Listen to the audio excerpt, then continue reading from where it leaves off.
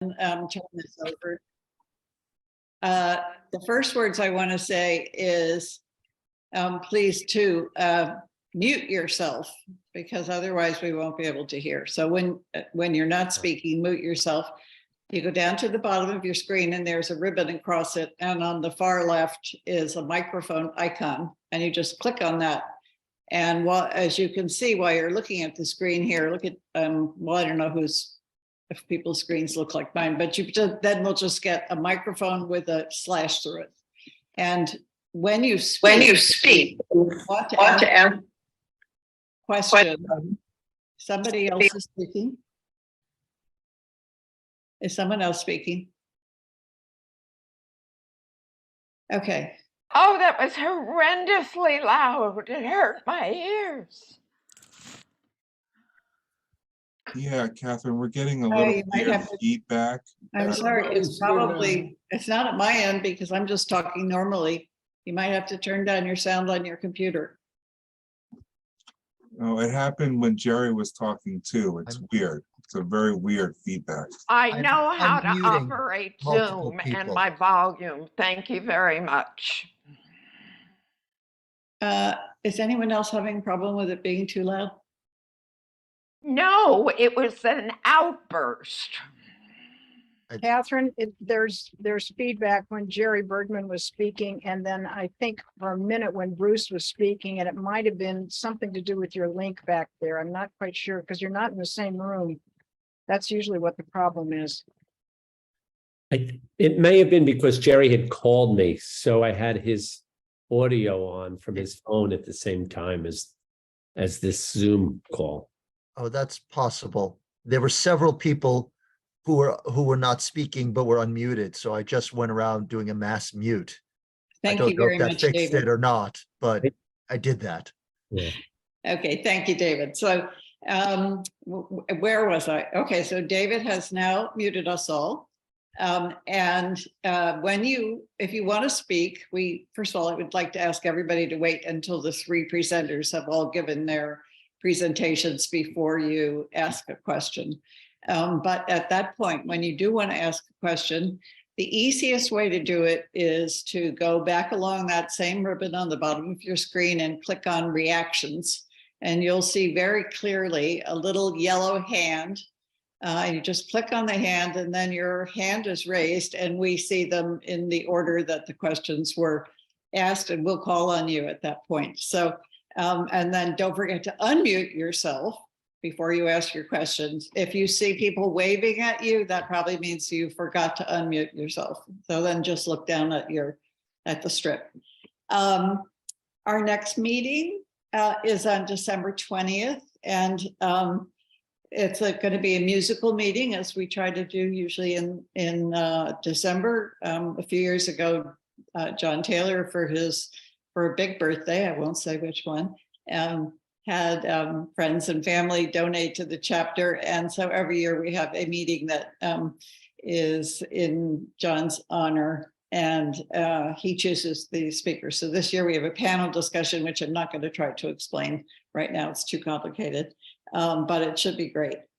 So I'm going to very briefly introduce our three speakers, although there is a much longer bio for each of them available. And if anybody wants it, just email info@hearinglossnyc.org and ask for the longer bios, and I'll send them to you. So we have three speakers.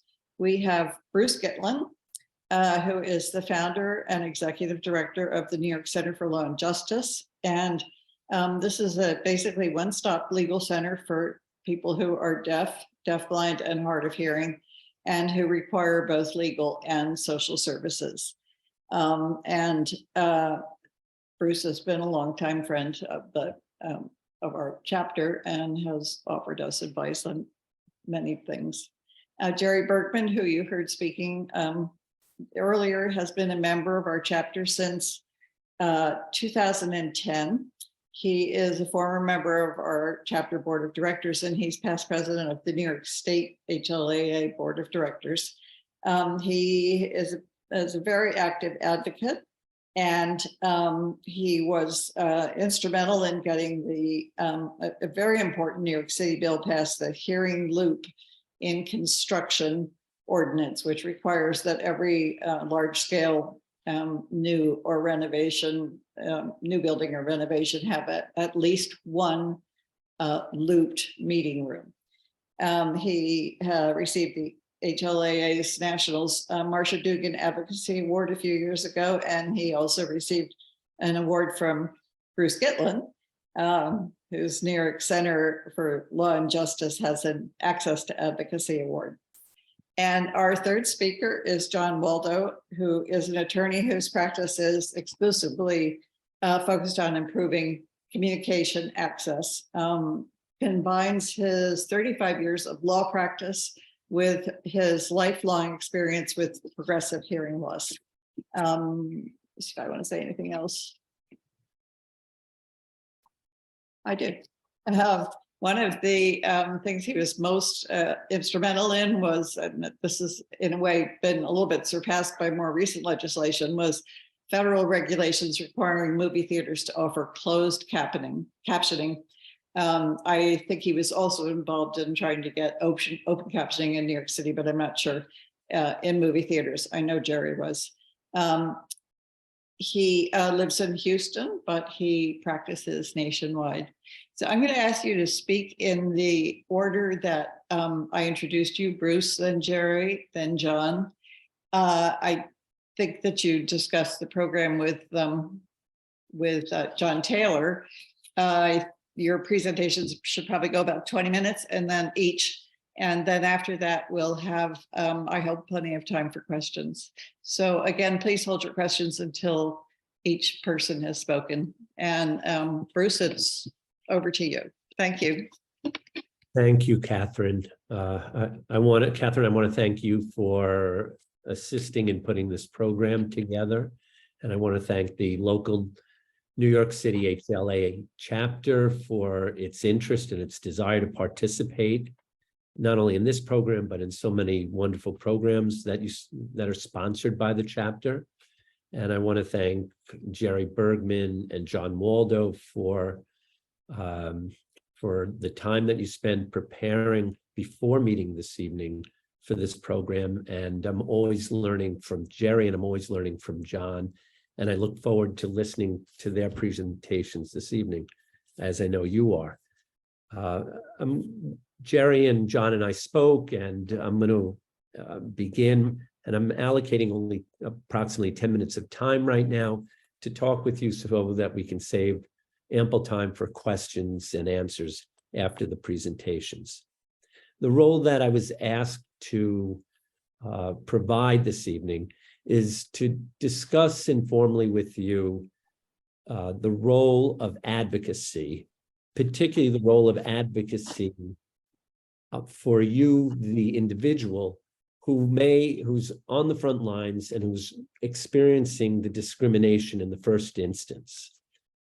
And it's important to understand, and many of you likely know this, that there's a very, very, very strong series of laws that ensure your right to auxiliary aids and services. And in the case of the New York City HLA chapter members, that should ensure your right to have reasonable accommodations so that you're able to participate in places of public accommodation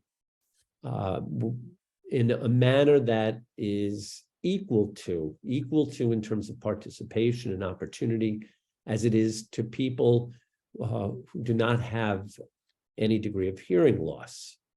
And what is that? What are those laws? And I'll just very quickly identify them again, although I'm sure you've heard them over the course of time. The Americans with Disabilities Act provides very, very strong basis for individuals who have a disability to request reasonable accommodations, auxiliary aids and services that will help the person with hearing loss to participate in conversations at places of public accommodation. What are some of the places of public accommodation, since I'm referring to that term, which is directly in the law? It could be restaurants, it could be hospitals, it could be doctors' offices, it could be lawyers' offices, it could be municipal agencies, it could be state agencies. It's defined fairly broadly, especially under not only the ADA, but under the New York State Human Rights Law and the New York City Human Rights Law. And we're very fortunate to be living in New York State, from most of us who are on from the local chapter. And for those of us who are living within the 5 boroughs, we're fortunate to have not only the New York State law, human rights law protection, but also protection under the New York City human rights law. Judges have said that these laws, the New York State human rights law and the New York City human rights law, generally mirror each other. They're both strong laws. They're both very strong foundations upon which you can comfortably stand when requesting a reasonable accommodation to allow you to participate fully in conversations. What would be, I'll talk about some details in a moment, but again, just to give a few illustrations, what would be a reasonable accommodation for someone with hearing loss? Speech to text would be a very reasonable accommodation to request if you were to go into a hospital, in my opinion, or into a doctor's office in order to participate in conversations with your doctor or in an emergency room. A reasonable amount of the work that I do at the New York Center involves deaf individuals. And there we are continuously involved in requesting or educating the consumers and our clients about the need to ask for American Sign Language interpreters. So I don't believe it's any different for individuals who have latent hearing loss or may have been born with some degree of hearing loss. If some of the new technologies such as speech to text would allow you to read whatever the spoken word is that's being conveyed, that would be, in my opinion, a reasonable accommodation. Even though we have strong laws, and even though many of us, if not all of us, are aware of the existence of the laws, what I found from my experience over the past 20 years is there becomes somewhat of a breakdown between our knowledge of the law and our effective ability, I'll say, first of all, to convey what we want. And here, don't misunderstand me. I'm not suggesting that that there should be any criticism in any way directed towards the individual who has the disability. In fact, most of the time, the request is made and the institution fails to honor the request. But what I have found is, and I've found this, I can tell you anecdotally through representing my clients, a client will come in and they'll say, in the instance of deafness, I didn't have an ASL interpreter. And then my question will be, did you ask for an ASL interpreter? Did you write down, I need an ASL interpreter? Did you convey that request in a way that either you can come back into my office and show me so it could be used as evidence up the road, or that was very clear to the place of public accommodation? And more than periodically, I won't say the majority of the time, but more than periodically, I'll have clients tell me, no, I didn't ask for an ASL interpreter. And what I've come to in part believe is that, and I see this for myself in personal situations, sometimes I'm in a situation, including in a medical situation, where I feel that I'm not as a person with hearing loss, but where I feel like I'm not as strong an advocate for myself as I should be. Maybe it's the nature of the institution, maybe it's my personality, maybe I don't want to always demand something that I need, but I'll find that it's really important, and sometimes there's a breakdown in this particular area in the first instance. A reasonable accommodation isn't offered by the institution, and the person who's not able to participate equally, like a hearing person, doesn't always articulate that demand. So the first thing I would say to you, and I say this based upon my experience, I think it's really important, if you think you're not getting what you need, if it's speech to text or perhaps a mask that's on that's not a clear mask, and you want to either read the person's lips or use the person's, be able to see the person's lips in conjunction with writing, for example, whatever means of effective communication works for you, or in addition to technology, I think it's really, really, really important to express clearly what you want. And I would add to put it in some type of writing if possible. And I'll get to maybe the ideal way to memorialize it in just one moment, but to put it in some type of writing so that there's no question what you're asking for and that you have a record. So one very simple, elegant way to do this is if you've gone into a place of public accommodation and you haven't gotten what you want, and you're going to be a repeat customer or patient, you're going to have a repeated presence and relationship with this place of public accommodation, hospital, restaurant, doctor's office, as just a few examples. I think it would be very important for you to write a letter laying out exactly what you need, exactly what you want.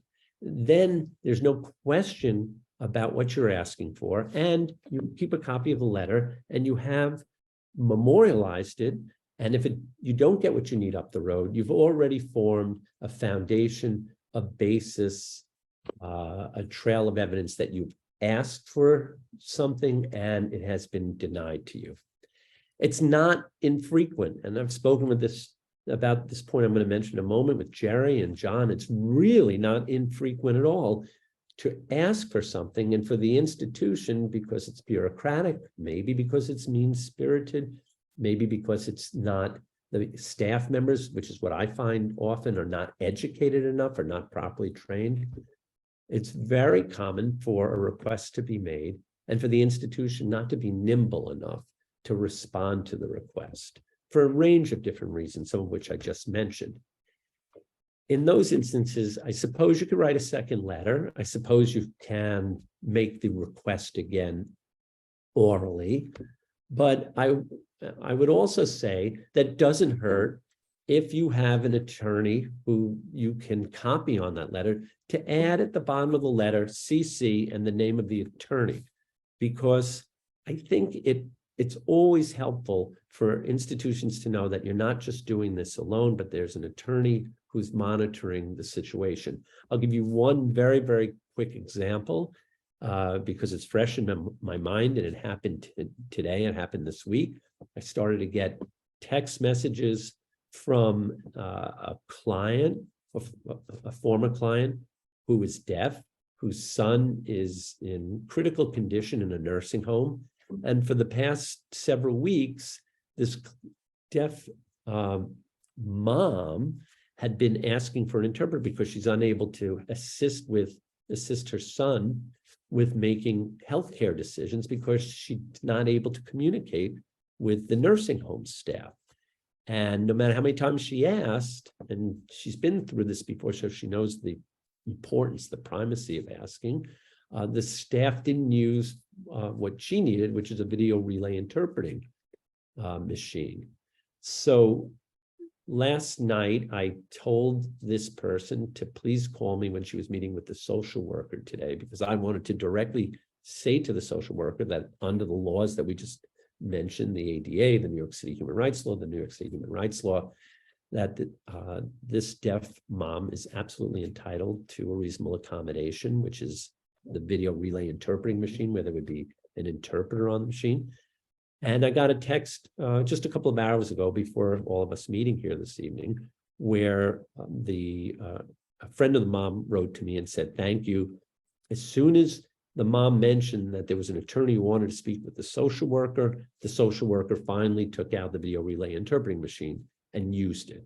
I didn't do anything. I don't even know if they knew my name, but what they did know is that by having an attorney monitoring the situation, there could be a possible problem up the road legally, and the institution responded. So I mentioned this small anecdote because even on this, either the first time or the second, maybe the second letter, I would say, maybe I wouldn't even start with the first letter. I'd keep it very amicable, the first letter where you request accommodations. By the second letter, if nothing is happening, you have an attorney who says to you, sure, you can CC me on this. Just by having a CC to the attorney's name on the bottom of that letter, that can make a difference as well. Unfortunately, the first letter often won't work, and the second letter may not work even with the attorney's name on it. And then you have to make a decision. What do you want to do? Because you know you have strong foundation under your feet in the ADA and the New York State Human Rights Law, New York City Human Rights Law. What's the next step you might want to take? Some people, and you may know this, but I just want, as this is part of my short presentation, some people reach out to the New York State Human Rights Commission. Some people reach out to the New York City Human Rights Commission without an attorney, and they'll file a complaint. And those commissions are duty bound to take a look at the complaint, to investigate it. And typically an answer, to the best of my understanding, is required on the part of the entity that is the subject of the complaint. And these two commissions can take action, can take remedial action, or sometimes they might decide that the complaint lacks merit. I want to add that if you go this route, you don't necessarily need an attorney to do it, first of all. And secondly, I want to add that to the best of my understanding, although frankly, I would want to absolutely confirm it, but to the best of my understanding, in going those routes, certainly with the New York State Human Rights Commission, you're making an election between starting a lawsuit and going administratively. And I think that could pose a problem, because if you go the administrative route, you might not be, there's some exceptions and you can withdraw your complaint, but you might be precluded, you might be prevented from later on up the road filing a complaint with an attorney.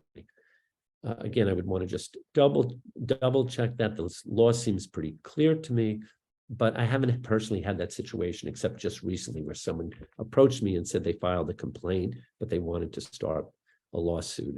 And so under those circumstances, we're looking into this election. So what does that suggest? If you're thinking about filing a complaint with one of these agencies, you might want to reach out before you do that and speak with a lawyer who does this work, and let the lawyer know about your own personal advocacy efforts in the first instance, and get some legal advice. A lawyer might say to you, you write a third letter. A lawyer might say you write a third letter, copy me again. A lawyer might help you strengthen the language of a third letter. Or the lawyer might say, I'm not sure this rises to a level of a case that I, the lawyer, would want to take, but I definitely support you in going the administrative route, and I will help you frame language for the complaint that you might want to file. Or the lawyer might say, you have a very good case. This is outrageous. You wrote 2 or 3 letters. You're being ignored. And I, the lawyer, have found through my own experience that things don't get done unless a lawsuit is filed after 2, 3, 4 failed attempts. And I encourage you to consider exercising your rights under the law, and we could file a lawsuit. So I know I'm getting close to my 10 minutes if I haven't gone beyond it. I'll just say to you that in these lawsuits, often filed in federal court under the federal statute, the ADA, although it can be filed in state court if you're using just the state court statutes, New York State Human Rights Law and the New York City Human Rights Law, you can ask under the law for compensatory damages. Right now, it appears in New York State, under the New York State law and the New York City law, There's been some changes because of a recent US Supreme Court decision that makes compensatory damages more challenging under the ADA and the Rehabilitation Act and other bases. Actually, not under the ADA, because the ADA didn't in the first instance allow you to get compensatory damages, money damages for emotional distress. But the Rehab Act did until the Supreme Court decision came down in April. And all lawyers involved in this area are watching cases subsequent to the US Supreme Court case. But you can bring a lawsuit under the New York City Human Rights Law right now, New York State Human Rights Law for sure, and seek compensatory damages, which is money damages for the emotional distress you've gone through. And I'm sure many, if not all of you have experienced this when you haven't been recognized and acknowledged as someone who's requested an auxiliary aid and has been turned down. And in addition to the compensatory damages, you can seek equitable relief, you can seek an injunction, you could seek court intervention to fashion a plan that if a settlement occurs, or if the case has to go to trial, even a plan that would compel, if you win the matter or settle the matter on these terms, it would compel the institution to create different ways to provide access to effective communication. I'll just say to you as one quick example, we had a lawsuit with the U.S. Attorney's Office where we partnered with the U.S. Attorney's Office in an effort to have an equitable relief plan accepted by the New York City the New York City homeless shelter system. And as a result of that action, there's a protocol now for providing interpreters for the deaf and providing auxiliary aids and services for those people who are in shelters and are hard of hearing. So that's an example of some of the things we get if we start with. Well, I want to thank you for listening to this brief presentation, and I'll turn it over to Jerry, and then Jerry to John, and then we'll be available for questions and answers. Thank you. Thank you. Jerry, you're next. Thank you. Tell me if I'm coming across too loud, and I will turn my sound down. Thank you, Bruce, for giving us an overview of our options with respect to attorney involvement. I'll put it that way. I want everybody to understand that most of us who are hearing loss consumers consider lawsuits and legal action the court of last resort, no pun intended. What's essential, Bruce mentioned the word evidence. It's essential that you ask for accommodation. It's essential that you ask somebody, if possible, in a position of authority. It's certainly helpful if you're cordial and polite and you make an assumption that they don't understand what hearing loss is. A, because we have invisible disabilities, unlike wheelchair accessibility, which is obvious, or if people are blind and walking with a cane or have somebody accompanying them. So you have to kind of inform and educate. That's where it's helpful to understand your rights, as Bruce did a great job of explaining them under the law. You're simply looking for equal access and access to what we call effective communication. I want to give a couple of examples from actual cases, none of which ever went to court, two in particular. The first is the most, well, the next to the most recent, they're both recent. One is the cinema captioning law that we got New York City to pass last year, which is now giving everyone in New York City the opportunity to see movies with open on-screen captions each and every week for movies that are performed or that are shown for 7 or more times in a given week.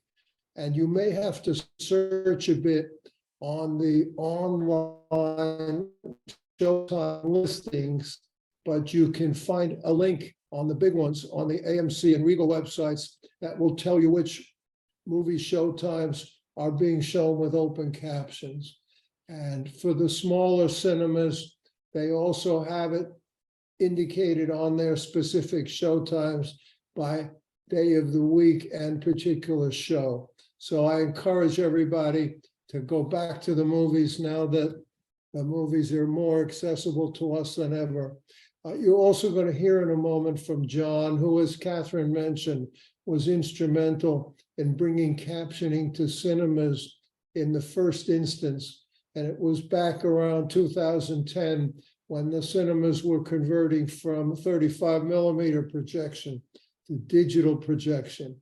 That made it possible for people to see captions at their seats. And John was trying to get closed captions, which is what those are, and open captions, but the forces that be in the cinema industry were extremely resistant to the open captioning idea. And many of them continue to feel that by showing movies with open captions, they will lose ticket sales. Fewer people will show up. We don't believe that. And we took our case to the New York City Council, and my city council member was terrific, and she was the lead sponsor of the bill that was adopted last year. That's now in effect in New York City. We're going to try to take that statewide soon. I urge everybody that cares about movies as much as I do, if you're a movie buff, you can't be constantly looking up and down and enjoy the movie the same way that somebody with normal hearing can. So you're entitled to open captions, AKA subtitles on the big screen. So that's one case. It didn't require a lawsuit. It simply required us to develop a position paper and to get the votes in the city council, and then the mayor signed the bill. Case number 2 involves Lincoln Center, and Bruce was involved and John was involved in this. It was over 5 years ago that a few of us in the chapter who enjoy opera and would go not just to the opera house, but would go to the live and high def showings in cinemas all across the country, in our cities, when we noticed that the intermission interviews that were being shown live were not accessible to us because they weren't captioned. And so we politely inquired back then of the Metropolitan Opera, and we got lots and lots of answers, but mostly they were in the nature of excuses as to why it couldn't be done. Well, lo and behold, this season, 2022, 2023, the live and high def telecasts from the Metropolitan Opera House have open on-screen captions of the intermission programs. And they've even made sure that the pre-recorded video that's shown along with the opera itself have captions to the extent possible. So that was a major victory. But what it finally took was John Waldo writing what we call a demand letter. And that's a legal term. It simply means you write to the senior person. In this case, it was Peter Gelb, the director executive in charge of Metropolitan Opera. And that led to serious discussions, Bruce, John, myself, Catherine, John Taylor, with staff in people with decision-making prerogative at the Metropolitan Opera. And lo and behold, it only took a few weeks for them to do what it took us 5 years to achieve. So that's my second example. On the other hand, the Metropolitan Opera still has not promulgated an accessibility policy for people with hearing loss.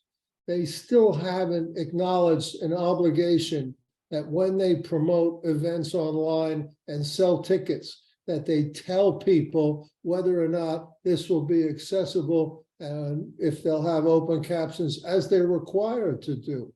I shouldn't say is required to do. John Waldo can get into this in more detail, but the internet is still kind of a new frontier when it comes to the Americans with Disabilities Act. So bottom line, be patient, but be persistent. If you want to know the mindset of the people you're dealing with, John Waldo gave a wonderful talk. I got a reprint of it some years back, and in it he referred to the 7 illusions of highly clueless people. For 7 different reasons, John cites the people you're going to interact with as an advocate probably don't have a clue as to what hearing loss is all about or what accessibility for us entails. Understand too that the law does not guarantee us open captions. The law does not guarantee us CART. The law only guarantees us accessibility, and preference is supposed to be given under the ADA to what is most effective for us, what's our preferred option. And, you know, if they turn you down to one extent or another, keep after them, tell them why one thing or another doesn't work, and don't hesitate to ask for what they don't give you through an attorney if all else fails. So with that, I'll turn it over to John Waldo. Thank you, Jerry, and thanks everybody. It's an amazing turnout. We have evil doings going on in my neighborhood, like Federal Express is delivering packages, and that tends to upset my little dogs who think they're the guardian of the castle. So let's hope they stay quiet. If they don't, I'll have to mute for a while and maybe somebody else can take over and ask questions. Anyhow, Jerry asked me to talk about what's going on nationally. And as Catherine mentioned in the introduction, this is what I've been doing for the last 15 years. And my approach to this is very much the same as I think Bruce and Jerry both recommend. First of all, ask nicely. If that doesn't work, ask maybe not quite so nicely. Either CC a lawyer or have a lawyer write the letter, because what you're trying to do basically is be just obnoxious enough that whoever you're talking to says, maybe we better ask our lawyer if we have to do this. And when they ask the lawyer, do we have to do this? Usually the lawyer says yes. And then things unfold very easily, amicably. People end up doing it. I mean, sometimes there's a certain amount of grumbling that goes on, but yeah, they end up doing it. And then the important thing to do is take advantage of it and ask nicely. Now, if that doesn't work, and sometimes both of those things don't work, then at least with the groups I represent, most of the clients I recommend, we go out to court. I mean, we're in the simple situation of we think the law requires one thing and the other party doesn't think the law requires that. And so when 2 parties can't agree on what the law requires, that's what judges are for. So take advantage of it and go find out what the law does require. I'll say just in passing that these various disability rights law allow you not only to sometimes recover damages yourself and get an order to do it right the next time, but you can recover attorney's fees, which means I never charge my client anything. And I think most disability rights attorneys never charge their client anything. If we have to go to court and if we win, the other side pays our fees. If we don't go to court, and they just say yes, we get paid in satisfaction, and frankly, that's means something too. So anyhow, we played that sequence of events in St. Louis, Missouri, starting back in 2016, when a good friend of mine, Tina Childress, asked for captioning at a live theater production of a huge live theater, like I think that they call it the 2nd largest live theater in the country. And they said, no, we don't do captioning.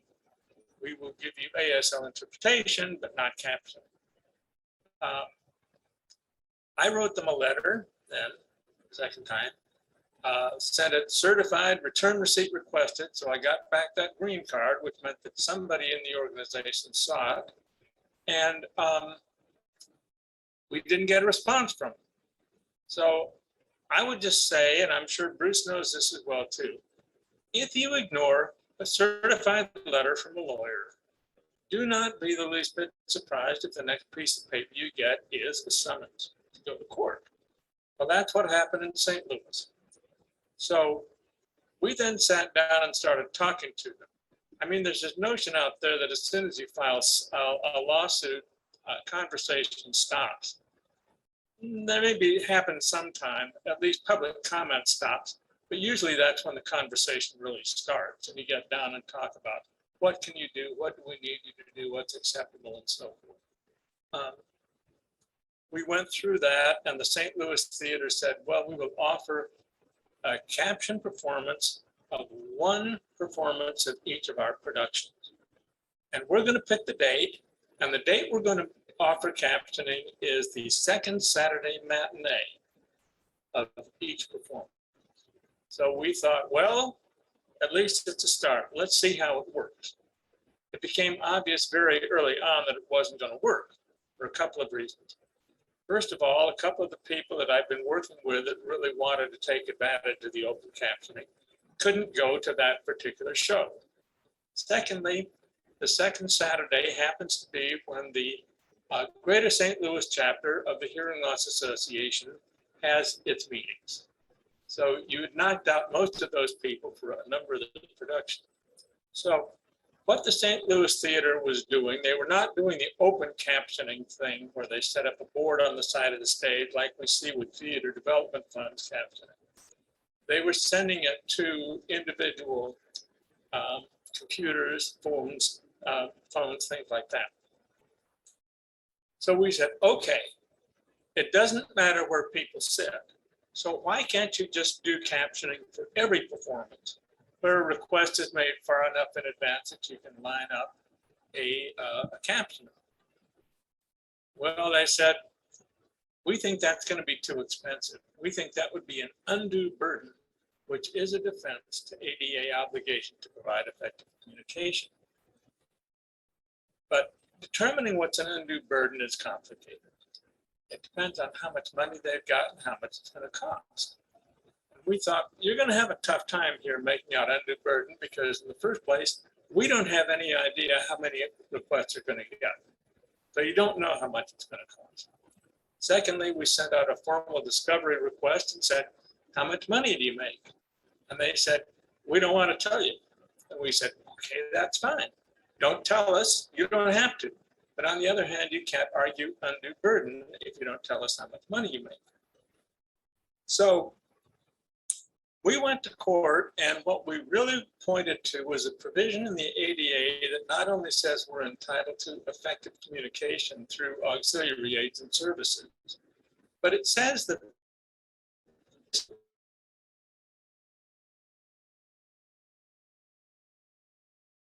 ability to go to the theater with your friends and family on mutually convenient dates is equally as much as just like you do to hearing people. And we had a wonderful judge in St. Louis, and she said, boy, that sounds right to me. So guys, you're not claiming you can't afford it. You're not putting up the deal, putting up the evidence to back up your claim. You got to offer captioning for any performance when a request is made far enough in advance to line up the caption. So that went up on appeal. We got a pretty good decision from the 8th Circuit Court of Appeal that basically affirmed most of what the trial court said. There was a dissent.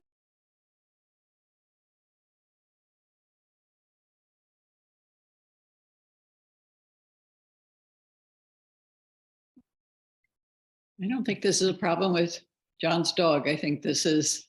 I was going to say maybe the dogs got at the wire. Yeah. John, can you hear us? Yeah. Okay, you're frozen. We missed a bit of that. I'm frozen. Okay. No, my dogs were fine. I was just saying Tina's case went up to the 8th Circuit Court. We got a good result despite the dissent from one judge appointed by a recent president who shall not be named. So that was all well and good. Now, this seems like it would be a terribly burdensome thing for a theater if they have to offer captioning whenever anybody requests it.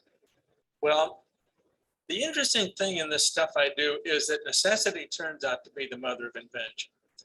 So at the same time that case was going forward, the Schubert Theater Group in New York City was working on what they call the Gala Pro application, which basically is a situation where the captions are prepared in advance. You use an artificial speech recognition program not to create the captions, but to sync the captions. And that seemed to have some promise. I mean, Jerry was involved in that effort. Tony was involved in that effort, talking to the Schubert folks. They got me involved basically because if you know your LBJ witticisms, they decided they'd rather have the camel inside out than outside in. So that seems to work out pretty well when it works. Gala Pro is still a work in progress. It has technical glitches and so forth. Needing to hold a phone through an entire performance can be a problem. It helps to put it in a selfie stick or something like that. But when it's good, it's really, really good. And the point is, it can be done then again and again and again with no incremental cost for each additional production. So we thought that was pretty cool. Thing two that's going on right now, hearing aid insurance. Looking at the gallery, it looks to me like many, if not most of us, are Medicare age, and so private insurance isn't really an issue for us. But neither private insurance nor Medicare cover hearing aids. And obviously, cost is one of the major barriers to people doing a better job of taking care of their own hearing health through hearing aids. So there was a case brought in Seattle, Washington, by some people who are experts on the Affordable Care Act. And they said, you know, there is a provision in the Affordable Care Act that says insurers cannot discriminate against people with disabilities. And we think the universal exclusion in your policies for hearing aid discriminates against people with disabilities. The trial court dismissed that the first time around. It went up to the Ninth Circuit. The Ninth Circuit said, you probably haven't told us what you need to know in the complaint, but you might be able to state a claim if you can claim that the exclusion discriminates predominantly against people with disabilities. At that point, I got involved because these people know a lot about insurance, but they don't know anything about hearing loss. My co-counsel in Seattle. So I said, you know, the way the Ninth Circuit has framed the problem, it looks to me like it's a very easy argument because the Affordable Care Act uses the definition of disability that comes from the American Disabilities Act. And that is an impairment that significantly limits the major life activities of the individual in question. So I'm thinking, okay, hearing is certainly a major life activity. So is working, so is learning. Nobody gets hearing aids because they're cute or because they're fun or because they're comfortable. You're only going to get a hearing aid if and when you encounter a meaningful limitation in your own life activity. So we think this should be a pretty easy case. It's still going forward, but I feel good about it in the long run. Here's the problem, and it's the same problem we have with Medicare. Nobody has covered hearing aids since forever. So nobody knows how much it's going to cost. Nobody can estimate what the increased uptake is going to be if you can alleviate the cost problems. And nobody wants to be the first one to find out and be wrong. The defendant in our best Seattle case is the Kaiser insurance outfit. Huge in the West Coast. I don't know how big they are in the East. But, you know, if Kaiser has to do it for a year, they're going to learn. I mean, they might underprice, they might overprice and so forth. But I think eventually it'll come out right and that this can spread, we hope, nationwide. Third thing, we've already touched on this a little bit. Medical issues seem to be huge for all of us. I was at a meeting of the Washington State Hearing Loss Association last Saturday. They did a poll on where do you really need more effective communication. 86%, by far the largest number, said medical situations. And then the question was, well, what do you need? By far the largest response there was, we need clear masks. Of course, the universal masking, which is, you're going to find it everywhere in a healthcare situation. But those masks make it impossible for us to breathe lips. For a lot of us, if they would just take their mask off or wear a clear mask, we'd be in great shape. So there seemed to be a lot of interest in that. Bruce had talked about writing a letter. I actually did draft a letter a couple of weeks ago asking for clear masks. I'd be glad to post it if people think that's appropriate, or send it out if people want it. But it may give you some idea of sort of generally how to write a request letter saying, this is what I need, this is when I need it. That particular letter has a little more law in it than normally the initial letters would. But again, the whole idea, get them to think about it, get them to ask a lawyer if they need to. They will probably say yes.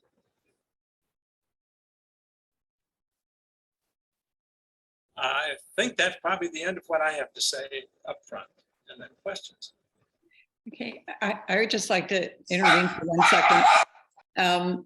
For those of you who didn't hear at the beginning, if you'd like to ask a question, click on the bottom of your Zoom screen.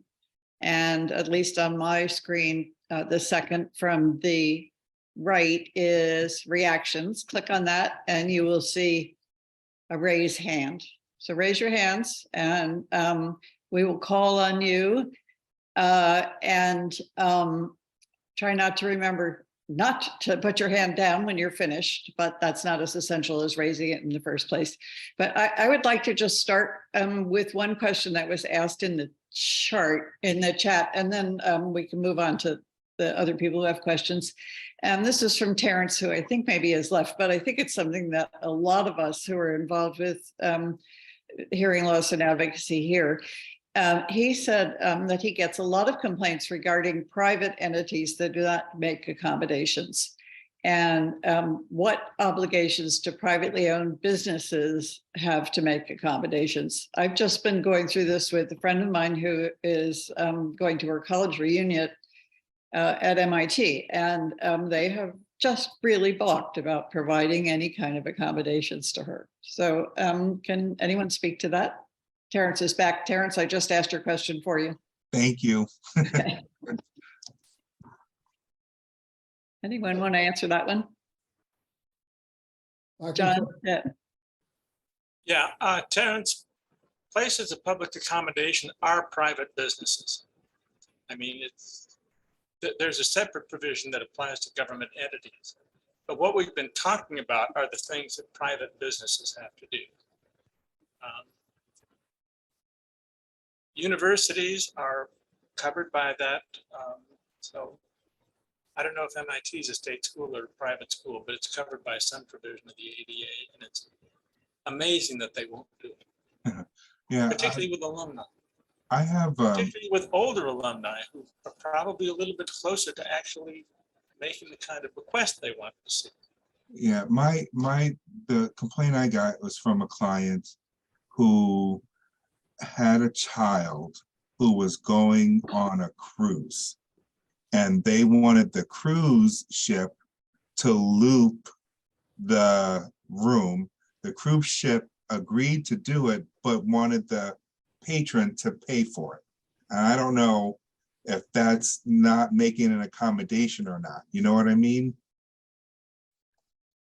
Yeah.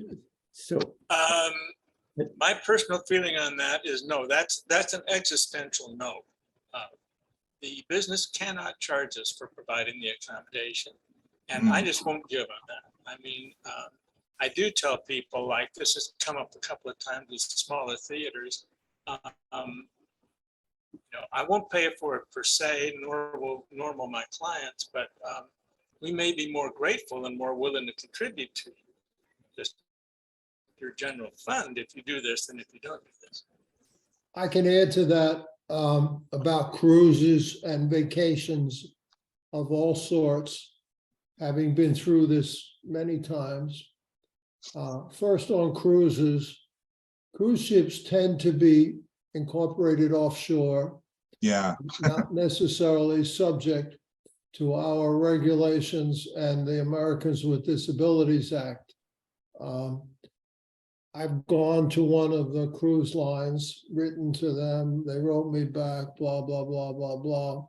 If you're taking a particular cruise, if you're booking through a travel agent, just try to get the travel agent to help you in advance, or write to the cruise line directly or call them on the phone. But don't expect, a great deal of accommodation on the ship itself.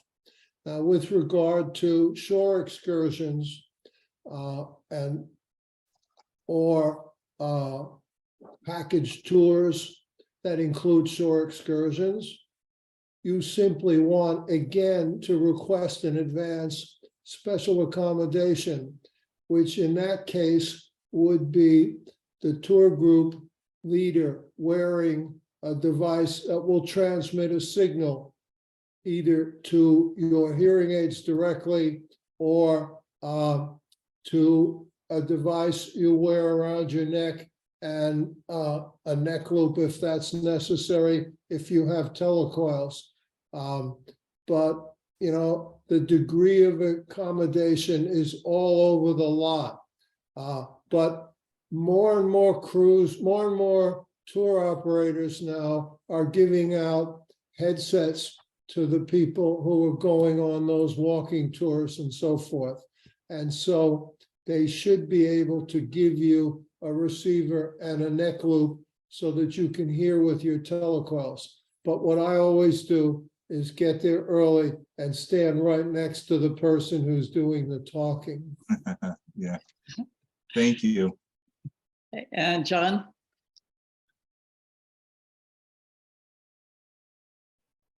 Yes, but before I get to my question, just to comment about colleges, I had my 50th reunion last spring, and I asked for captions for one big event, and the reunion committee said no.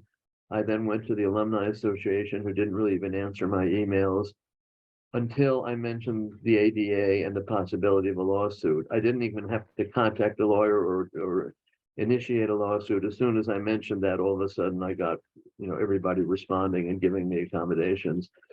My question is about that. What is effective communication in one situation may not be the same in another situation.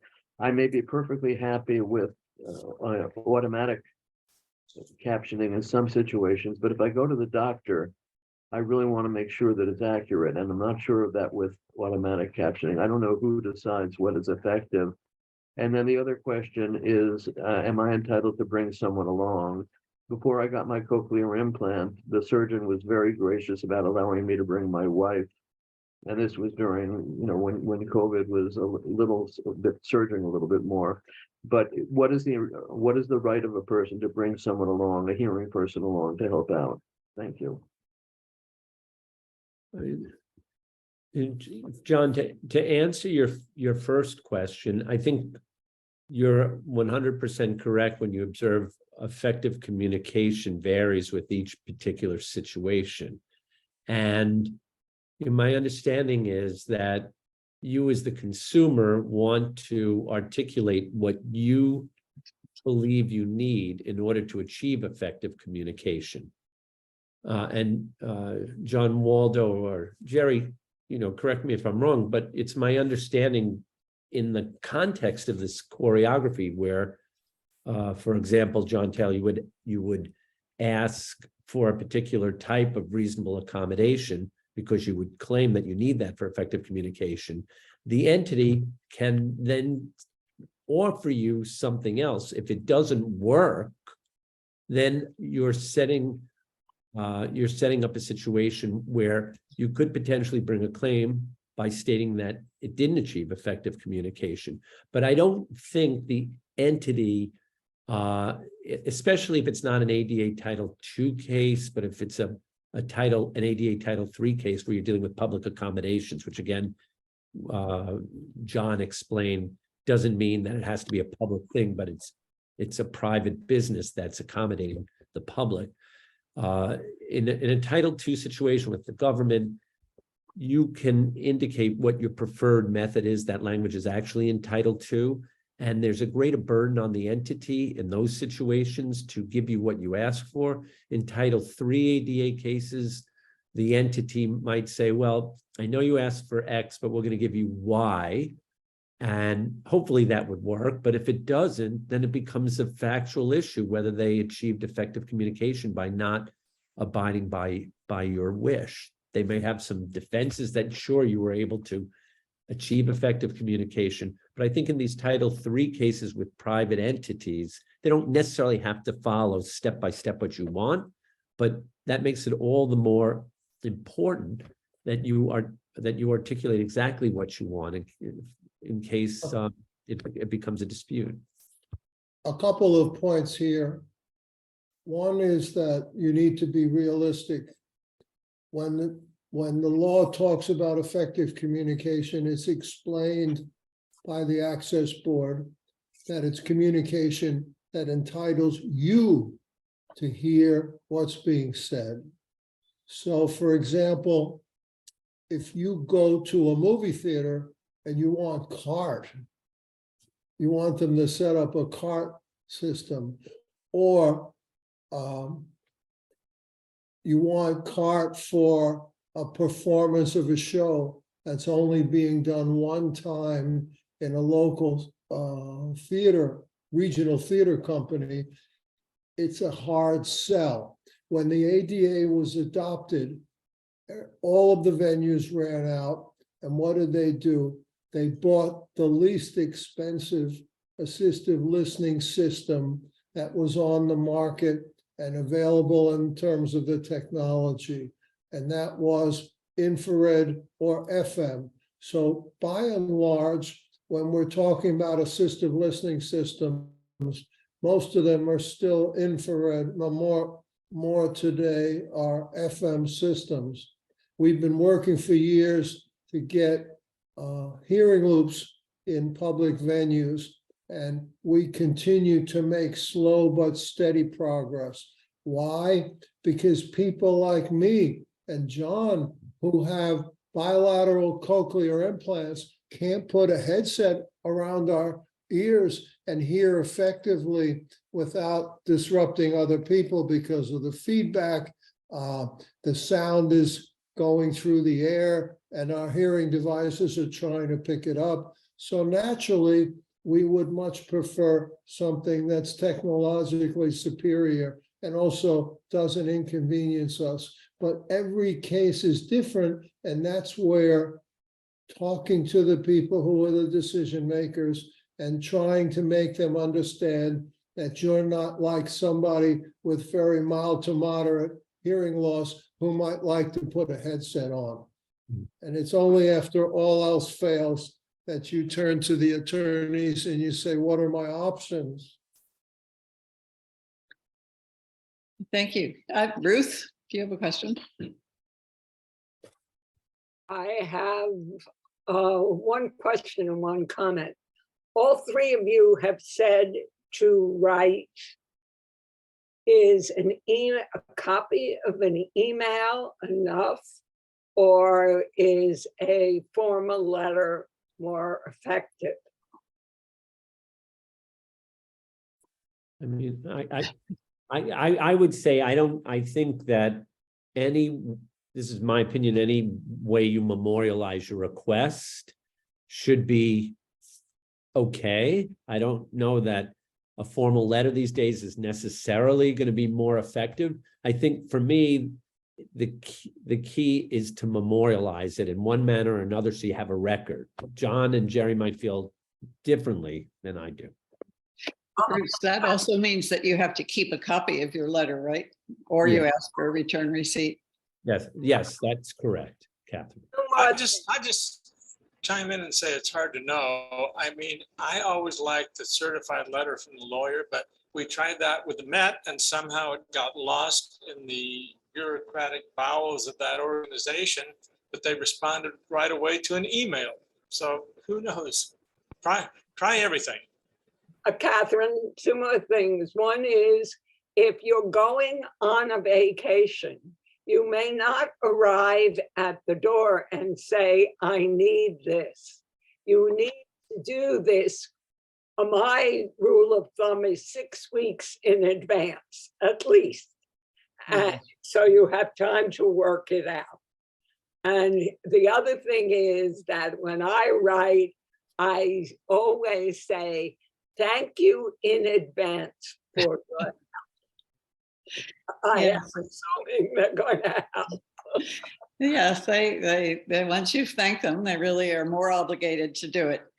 That's a very good point. I just want to add, always, always say thank you. The theaters don't know that when they're looped, that you are listening wonderfully because of that system in place. Write a letter, send them an email, thank them. Otherwise, they remain clueless.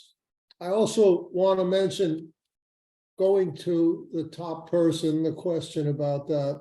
Catherine and I recently sent separate personal letters to the chief executive officer of the New York Philharmonic. Why? Because they did a wonderful thing. They spent $550 million and renovated Geffen Hall's auditorium and installed hearing loops throughout. But what did they not do? Say one word about the availability of the hearing loop system, other than two very tiny signs. And those signs are posted on an usher's stand, and they're posted at the ticket counter. And when people stream into the auditorium, they don't see either of those things. So they don't know. But we've been waiting for 2 weeks. Am I talking too loud, Catherine? We've been waiting for weeks to get a response, and we're still on that case. So we want to keep after them and try to get them to do the right thing. Yeah, we'll follow up, Jerry. I think we should both write to her again. I'm sorry, that was my dog, and it wasn't even Federal Express. Adelaide, do you have a question?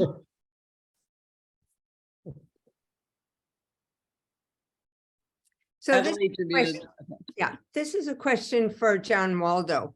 So we have the nicest theater here in Princeton is on the college campus, but it might be not owned by the college. I doubt that. Anyway, they say, oh, we've got captions. So it's once a month at a matinee. But the worst thing is they've got it on a board to the side, but it's so far away that you have to keep turning. Really, it's the worst thing I've ever seen. There was this man who was signing in front of me and he was asleep within 20 minutes. I mean, it's so, so what I'm saying is it's not good enough what they've done, right? I mean, it's once a month and way off to the side. So I don't know whether I didn't want to pursue it because I thought, well, they've given lip service to the thing, but anyway. Yeah, Addie, I think first of all, the once a month thing isn't going to work. You a link to the copy of the decision we got in the St. Louis case that addresses that very thing. Yeah. You can't do it that way. Again, unless you can demonstrate undue burden, which is a defense that doesn't really exist. The other thing you're talking about, though, is what I call the bobblehead problem. No matter how we do captioning, you got that. We can look up and down, we can look side to side, and so forth.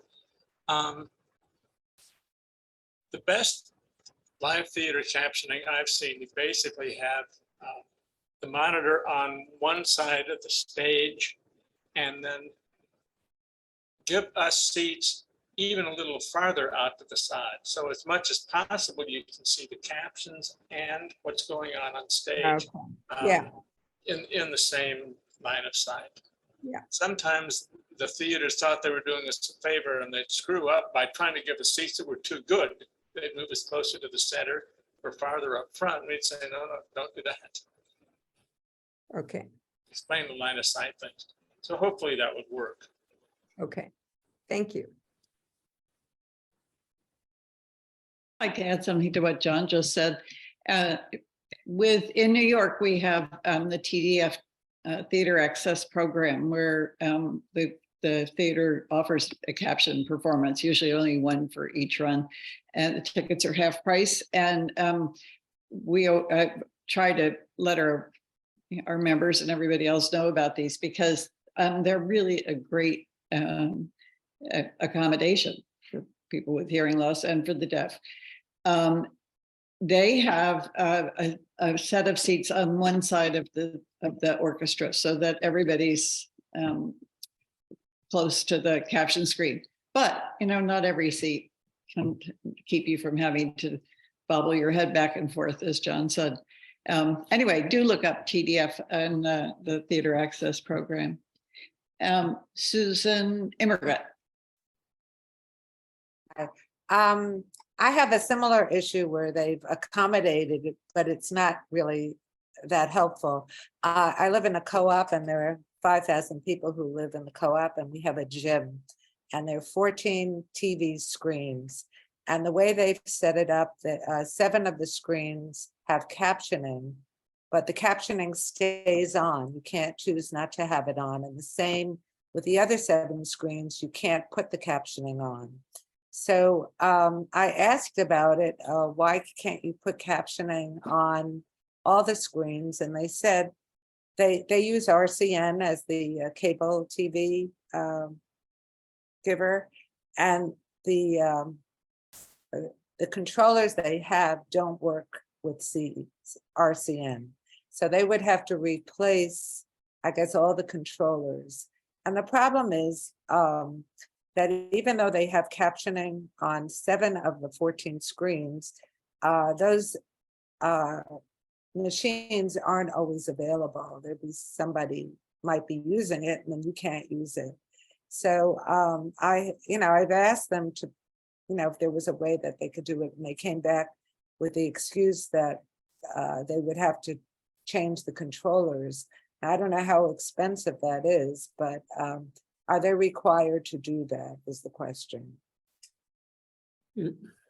Susan, I would say, first of all, again, as we've been discussing, the argument would be they have an obligation to provide effective communication. The argument for you would be that they're not providing you with effective communication, equal access as hearing people would have, because sometimes those 7 screens aren't available. And the argument would be that they have a duty to achieve that for you. The argument on their part that they would have to replace the controllers, I think, goes to a very important statement that John Waldo had made in his remarks, which is that there's a defense that they can raise of undue burden. But you just referenced, first of all, I don't know how much these controllers are, but my guess is they're not, it's something they can afford. That's just my own sense. Because you're talking about a co-op, I think you said, which has 5,000 tenants in it.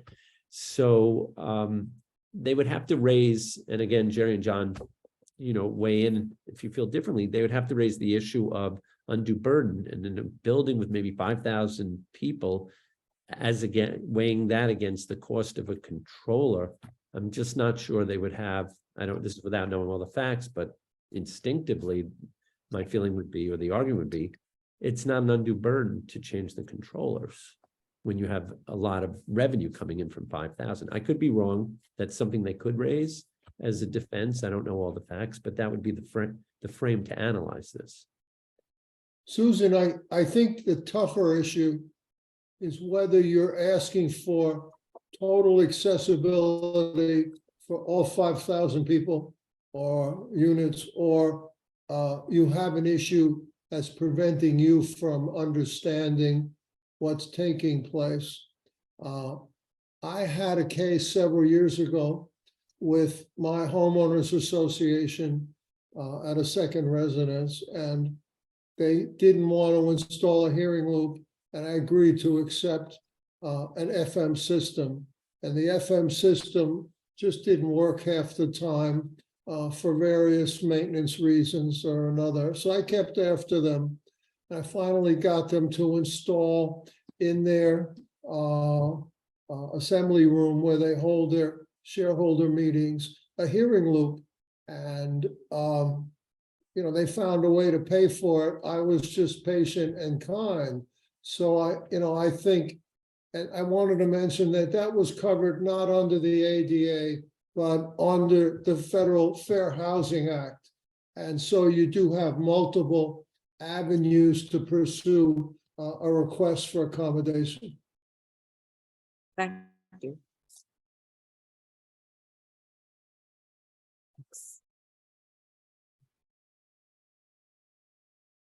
Sorry, I'm muted. Sue, yes, Pritchard. Thank you so much. This is really helpful to us. I'm in Eugene, Oregon, which is a long ways away from New York. We don't have the same kind of theater opportunities that you do there. However, our favorite venue in Eugene is fully looped, which is fantastic. I'm involved with a very hyperactive small committee of people who are advocating for loops in Eugene and in our county. I'm wondering what your experience is with audiologists. One of our biggest challenges, frankly, is our audiology community. None of our audiology offices are looped. There are no special accommodations. I have to ask people to take their masks off. I'm just wondering if any of you have, if you legal people have had any experience at all with advocating for legislation that manages the audiology community. Well, I can tackle that. I think that we've tried, I know there have been attempts to get the association that represents them to put hearing accessibility into their best practices guidelines. And they've been resistant to do that. That's a political issue. And I have a fellow advocate who complains that it's ridiculous that audiology offices require you to make appointments by telephone. If you stop and think about it, you know, when you can't hear. I've asked my clinic at New York University for years to put a hearing loop on their counter when you walk in. It's been 2-3 years. New York University is loaded with money. It would not cost them. They wouldn't feel a pinch at all if they would loop every audiologist's office at the clinic, but they don't do it. I think we should ask that audiology practices loop one room so they can educate their clients about telecoils and hearing loops. That's a reasonable request, I believe. Jerry, that would be a good advocacy effort for the chapter, I think. Thank you. We should talk about that. I'm sorry, just to interrupt there.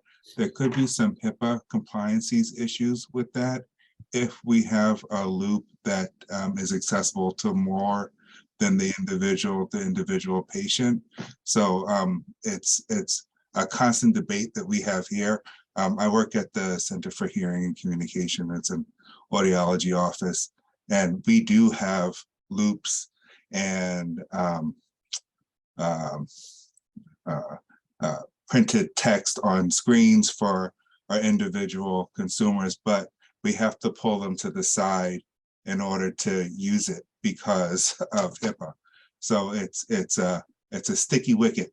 I don't know, Eugene, was it Eugene, Oregon? I think it was, if they have those same concerns, but that's probably what the concern is. If you have, because it is a medical practice, you have to have privacy in mind as well.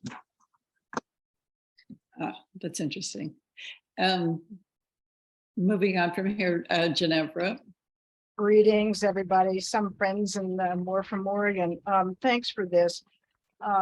I'm still really perplexed, frankly, by ADA, having grown up with, wheelchair measurement on door openings down to the millimeters. This just doesn't make sense to me. Can't there be some sort of class action with that would make it, instead of each one of everybody having to knock their head on the wall, trying to do one building at a time. That's not how it worked with wheelchair access in the old days. And you started off with the discussion talking about even restaurants and accommodations in restaurants. That was a bit of a surprise to me, but it does seem to me that in the area of medical and Terrence, I think we can figure out how to make HIPAA work, because it's better than shouting at people. But all kinds of venues, the arts venues, the other, attorneys, how can they get away with it? They can't not have an elevator in their building. They can't not have Braille in the elevator. How can we not have this be a big issue as opposed to one-on-one? Bruce or John, do you want to answer that? Sure, I'll be happy to. This is something I talk about all the time. The Americans with Disabilities Act actually at one time was called the Americans in Wheelchairs Act. That's what Congress was really thinking about. So there are minutely specific regulations about exactly what you need to do down to the inch to accommodate people with wheelchairs. Those of us with hearing loss, basically Congress didn't know exactly what specifically needed to be done. So they took the sort of make it work approach. Everything dealing with hearing loss, the requirements under the ADA are written in terms of adjectives. They have to provide effective communication, unless it's an undue burden. And they have to provide enough communication to give us meaningful access. But there are no specifics about who needs to do exactly what in any particular situation. So frequently, yes. I mean, this sounds like a very self-serving thing to say, but that's how I make a living. Class actions often can be the way to go. Class actions themselves, class actions per se, are kind of a pain. Judges hate them because you have to give notice to people. You have to make sure that the representatives really represent the whole class and so forth. What is great, if you can do it, is to have an organizational plan. This is what the Association of Blind, Deaf, and Adults does, and it's really a big help. I mean, they were involved in the Missouri case. Actually, the St. Louis chapter of HLAA was involved in the Missouri case. I think, in all honesty, that was more a question of seeking forgiveness after the fact than permission. But if you just get a bunch of people, so say it's not just me, because what happens if it's just you is you can get what I call the picking off problem.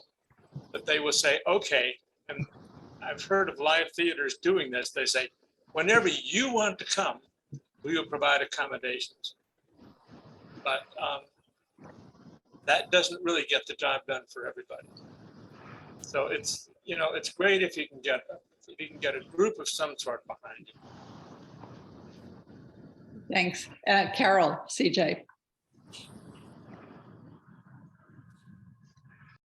One of my hobbies this year, I'm in San Francisco, and one of my hobbies this year has been trying to get the Stanford Neurology Department to provide captioning on Zoom video, medical video appointments. And I have to say how much fun it was to, this is of course on the telephone, and I'm on the cusp of failing to understand much of anything on the phone, but of having to explain to them that, this is ADA and that new regulations had been issued, and that finally I had to say, I'm sure that the entire institution of Stanford is not out of compliance with ADA, which of course they are, but you be polite. So, my appointment's not even for a year, so we'll see if anything comes of it. But my real problem is that even when I can get providers to do Zoom, the captioning available is not up to speed on the medical terms. So I have doctors presenting multi-syllable options to me.